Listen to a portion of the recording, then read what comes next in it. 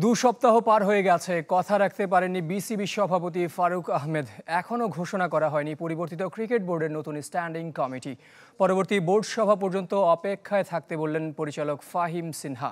রাজনৈতিক হস্তক্ষেপের অভিযোগ অস্বীকার করলেও শোডাউন আর প্রতিবাদে নিয়মিত মুখর থাকে বিসিবি কার্যালয়।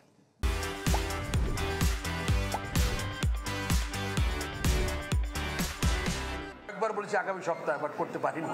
সো এটা এবার সত্যি সত্যি হয়ে যাবে, বিকজ আমি লিখে ফেলেছি। এখন ফাইনাল ইনপুট তারপরে দিয়ে দিব। সেই এক সপ্তাহ কবেই কেটে গেছে, আবারও কথা রাখতে পারেননি Faruk Ahmed. BCB standing committee এখনো চলছে জোড়াতালি দিয়ে। কে কোন কমিটির দায়িত্বে আছেন জানেন না পরিচালকরা। গেম ডেভেলপমেন্টে ভাইস চেয়ারম্যান ছিলাম, সুজন ভাই রিজাইন করার পরে ওইটার ভারপ্রাপ্ত চেয়ারম্যান। আর ফাইন্যান্স সিগনেটারি হিসাবে অনেকগুলো ডিপার্টমেন্ট দেখতে হয়, কোনোটার গেম ডেভেলপমেন্ট ছাড়া আমার ডিপার্টমেন্ট হচ্ছে লজিস্টিক্স। এই দুটা বাদে আমি আপনার অনলি ফাইন্যান্স সিগনেটারি। বিসিবি সভাপতির মতো এই পরিচালকও আশ্বাসের বাণী শোনালেন। খসড়া তৈরি আছে, পরবর্তী বোর্ড সভায় চূড়ান্ত হবে পূর্ণাঙ্গ কমিটি। বোর্ড মিটিং ছাড়া তো আপনার কমিটি অ্যাপ্রুভ হয় না, তো ওই বোর্ড মিটিংয়ের পরে এখন পর্যন্ত কোনো বোর্ড মিটিং হয় নাই। এই মাসের মধ্যে যতটুকু জানি এই মাসের মধ্যে হবে, এই বোর্ড মিটিংয়ে দিয়ে দেওয়া উচিত।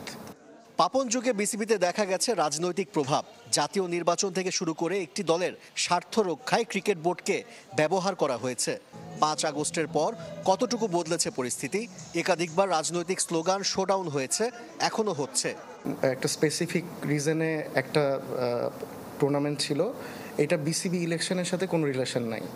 প্রভাব বিস্তার করার প্রশ্নটা এখানে আসছে বলে আমার মনে হয় না। এটা ওনাদের একটা টুর্নামেন্ট ছিল, এটা আমরা ভেন্যু পার্টনার হিসাবে ওনাদের সাথে ছিলাম। গঠনতন্ত্র সংশোধন ইস্যুতে বিসিবির আরেক পরিচালক নাজমুল আবেদিন ফাহিমের পদত্যাগ দাবি করেছে ঢাকার ক্লাবগুলো। তাদের সাথে আবারও আলোচনায় বসে সমাধানের পথ খুঁজছে ক্রিকেট বোর্ড। আশিক রুদ্র, চ্যানেল 24, ঢাকা।